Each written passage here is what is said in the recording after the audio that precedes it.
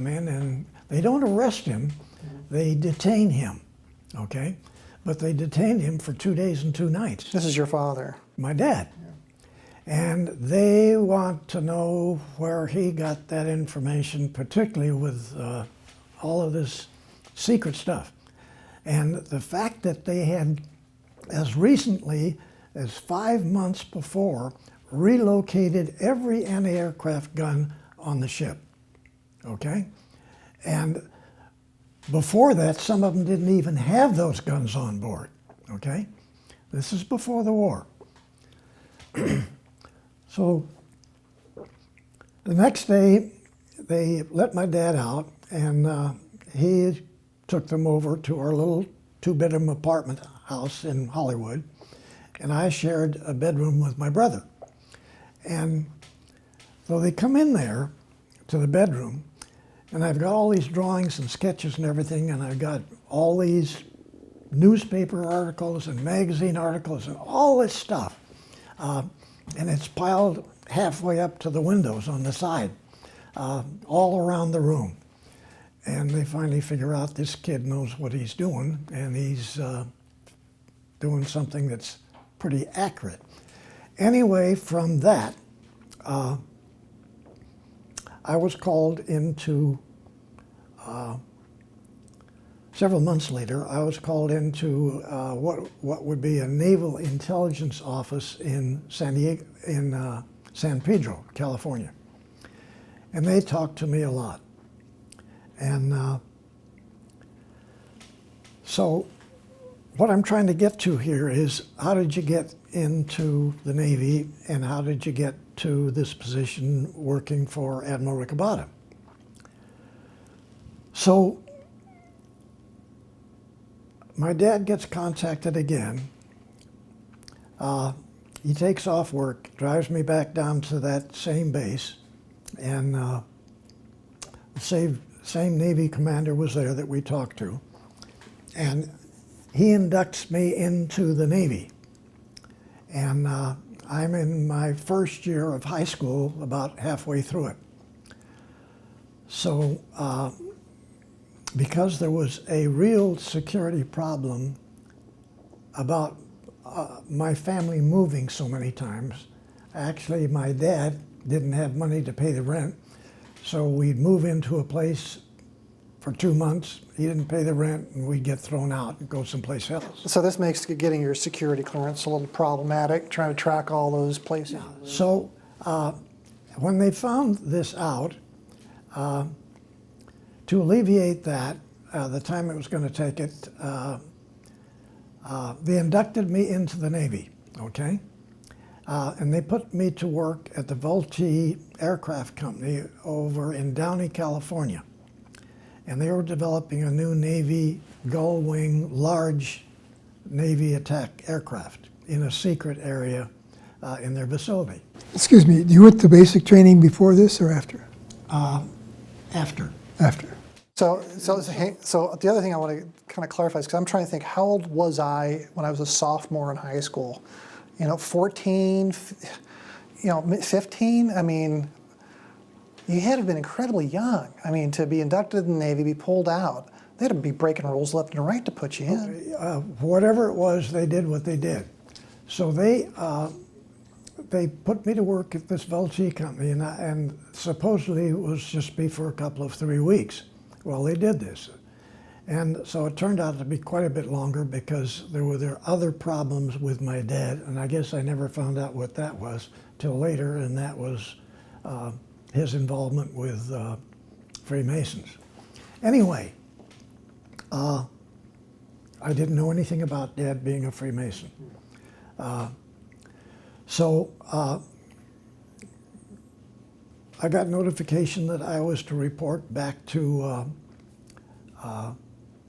Naval Intelligence in San Pedro, and they flew me down to San Diego. And instead of going in like normal recruits, I was driven right over to the facility for the Naval Training Station in San Diego, and I went in. And so I finished half of the normal training and I got called for another order to skip that day, and they took me in a Navy boat across the bay from the Naval Training Station to North Island. And I'm in North Island now, and I end up in an office building in an engineering department where they convert aircraft from the old versions to new versions of the airplanes, big engineering department. And I'm introduced to, well, for 2 days I just sat in this office.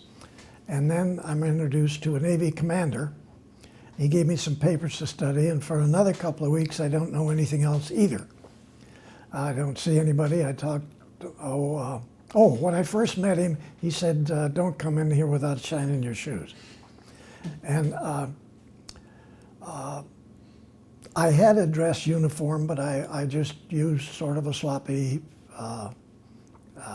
seaman's work uniform in an office, okay?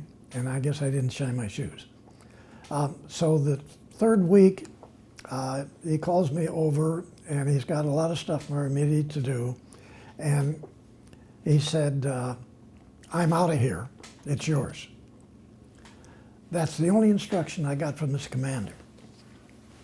I'm out of here, it's yours. It's yours. Allow me to summarize. 14, 15 years old, go in the Navy, you don't finish your training. 17, come on. 17, okay, I don't know, how old are you in the 9th grade, 10th grade, 17? You know, I mean, you're not even 18 in the Navy. They put you in training, they pull you out of training, they stick you in a building over here for, read this, shine your shoes, I'm out of here, it's yours. Yeah, okay. Okay, Now, wait a minute, I'm a 17 years old. Okay, wait a minute, I'm a third-class seaman, okay? Even better. With all these officers are on, okay? And Do you see how this doesn't make any sense? no, it doesn't make sense, okay? So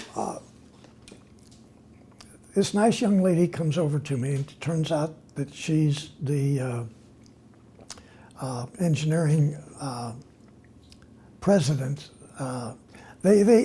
This is very strange. It's a Navy facility. Really?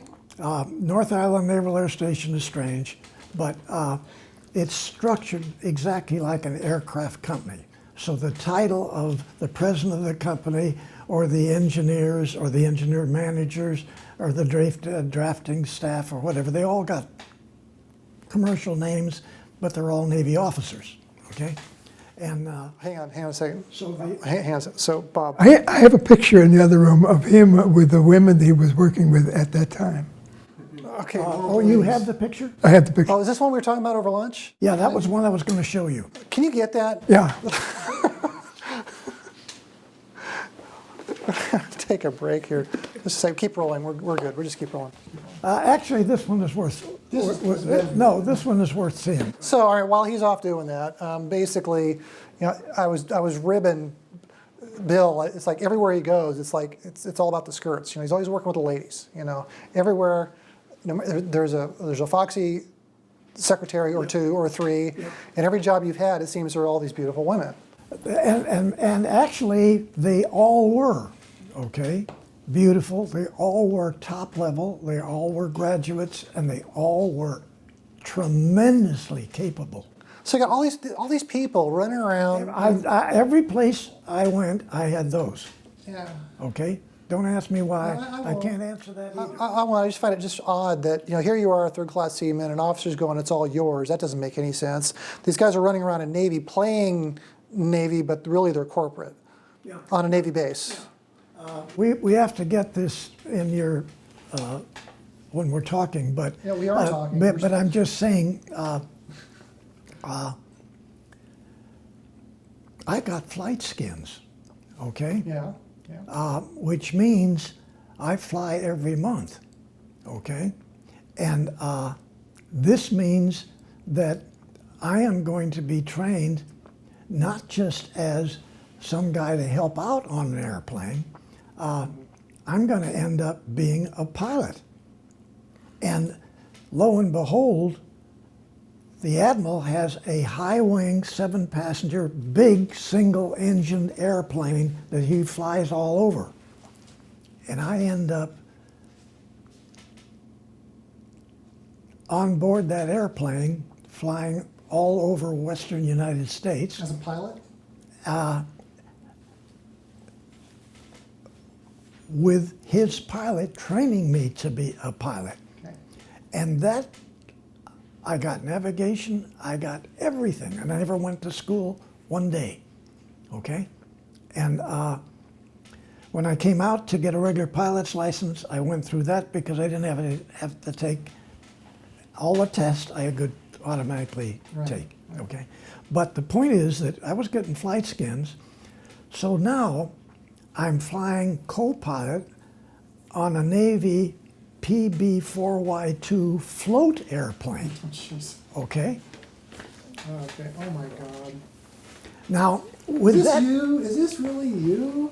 that is little Billy Tompkins, come No, on. Billy Tompkins is attractive. Now, the Gentlemen, look at the you. girl in the middle above my head, that's the Yeah. one that I went with. Okay. She was my girlfriend. All right. And actually, she was one of the gals that helped me out. This is actually a really cool picture. I like this. Is like something you might. It's got the badges on. It says North Island, I think, doesn't it? Yeah. ANR NASSD. North Island. What's the SSD stand for? Yeah. What is SSD? Now, this is a photograph of me working. Oh, it says NASSD. What's the SSD? Yes, I was. You know, my father and grandfather and uncles are all Navy. I don't know this. Pathetic.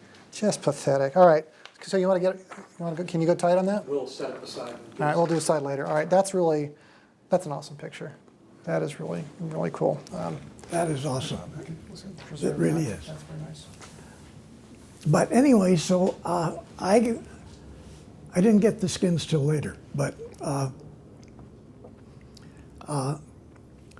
the commander that left had another fella, and his secretary came over and said, "We got to talk."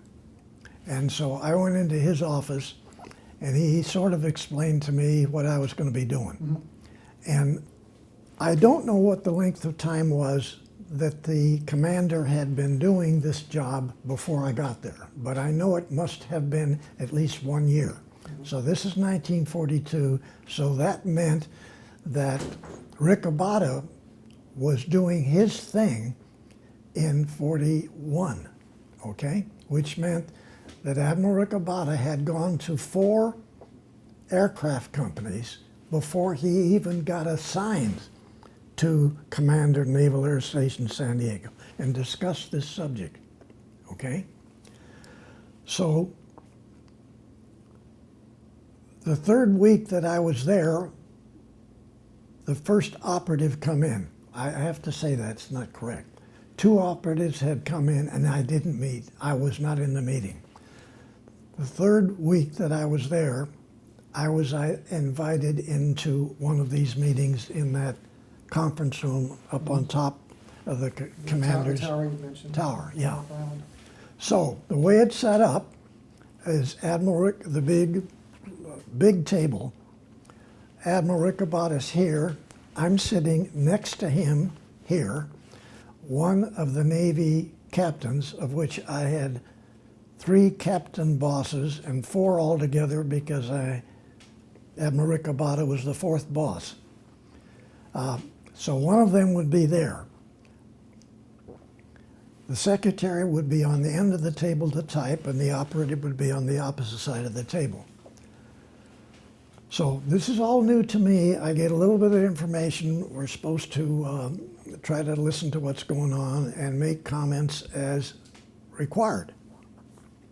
So I never had any training for this, okay? And it took a little while to figure out what was going on. So the first guy that came in was one of the older Navy lieutenants in this spy group, which they never called them spies, but they're naval operatives. And they are like investigators in Germany and the occupied countries, attempting to find out what the SS is doing and what the situation is with extraterrestrials are doing things with the SS. None of this made any sense. So that was one of the few fellows that was there for a full week. Almost every one of the rest of them for 3.5 years, they were only there for the period of the 1 day, max 2 days, and they're back on the flight back. Yeah, these are the operatives you're talking about. So Operatives are gone. in and out. So we don't even have time to work with these operatives. It's just what he can give us now. And it had already been decided, I didn't do it, that they were going to put together packages and actually distribute them out to different technical organizations in the country on a classified basis. No document that I saw had secret stamped on it, not even confidential. We learned it later on. I learned it later on. That's the way they handled it. So after the operator had finished presenting his information, and after one or two of the captains finished all the questions to try to get better answers to what he's presenting, and the admiral does too, it was my job to stay with him for the rest of the day, the night, and the next day before he gets on another plane and goes back, okay? So I'm to be his buddy to help him whatever it is that he needs. If he needs whatever needs, I got to see that he gets this, okay? And by that same time, I'm to get as much additional information as I can from him of what he had presented. So I'm handed a document from the captain that's there and another note from the admirals over here. Questions. Okay, I get that the next morning. In fact, it's when I go in the next morning, that's the first thing I get. But going back to how this starts by day is that always after midnight, the admirals, I'm in my barracks asleep. The admiral's aide comes in the barracks, taps me on the shoulder and says one thing: he's here. Nothing else. I get dressed as fast as I can get dressed, and I still just look like your photograph of me. Okay. That's the way I look. Okay? That's it. And I got my little badge. So I grab coffee on the way over. We get in there. The operative's sitting there already, and he's got stuff on the floor next to him. He's got stuff on the table. And then he's got his own notes, pretty well outlined. Some of these guys were real sharp. And he presents this information, if it's communications, something about communications, he has a box full of stuff. Whereas if it's about some sort of propulsion systems, very little. I mean, sketches, notes, this sort of thing, a couple of drawings, Occasional photos? occasional photos, and also there were the hieroglyphics, okay? And he made his notes on the hieroglyphics from talking to the other German guys as to what do you guys understand what that was? What did this one mean? Okay? And he would have a photograph of that particular bar or that structure, piece of metal. So these operatives would get in a position where they can see the technology that's been worked on. It's got certain things, glyphs inscribed upon them. Whether they're Egyptian hieroglyphs or not, there's some kind of a glyph. It's something that we don't recognize. Yeah. And they've got some notes in there about, I assume, what this thing is. And, Yeah.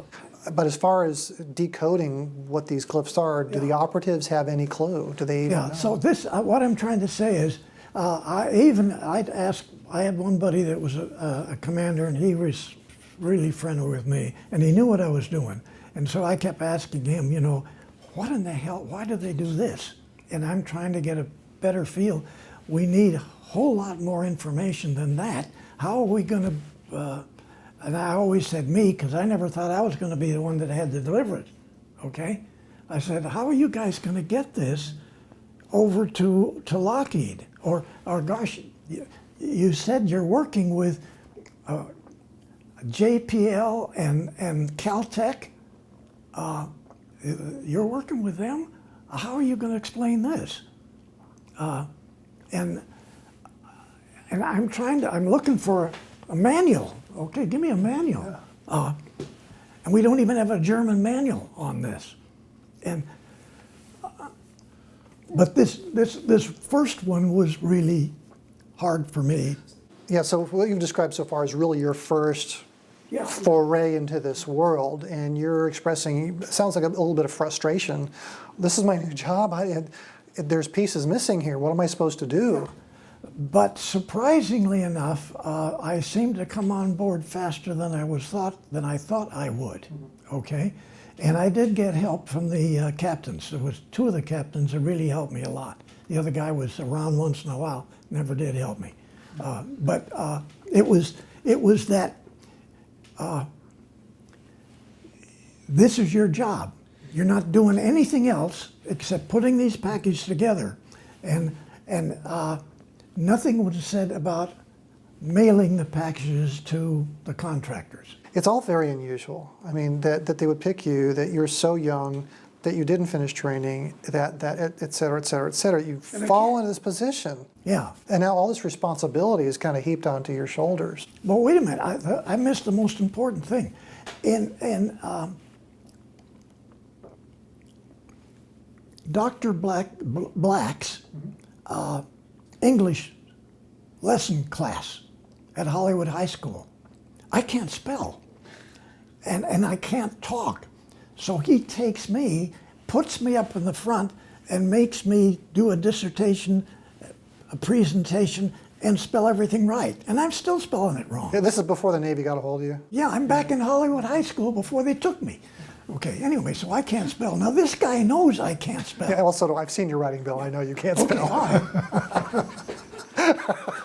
Anyway, so this goes on, and we then take this rough information. I get two of the girls that my girlfriend manages, and we start to put together a breakdown. We already had a breakdown that they had been using for these organizations, and we were able to put this together and get pretty good packages together, and then run copies of this. So we've got it, and at least one of the three Navy captains has filed every single one of these besides our regular files, okay? And nothing is classified, but we've all got it documented. And so then I have this photo lab. The Navy had a big photo lab there, and the old commander that left, he had this small personal used Photoshop. And you've seen the pictures of it, and you've seen the gals that run it, okay? That one right over there. Right over there. So when Bill says Photoshop, it's not the Adobe program. It's a place that processes pictures, photographs. Yeah, so, but we know not only photographs, but we run copies of all kinds of stuff that are possible related to this, that is part of the package, okay? That we then can say, I don't know whether this is that or not, but that's what he indicated. Right. I think Bill or Bob, you wanted to make a point? Yeah, I think, Bill, you've described in great clarity the process that you went through for these 29 people for those 2 or 3 years. And clearly their focus had been told to be the technology of the UFOs, largely, right? And my question is, did they ever talk about Antarctica? Going to Antarctica, submarines, big submarines, taking people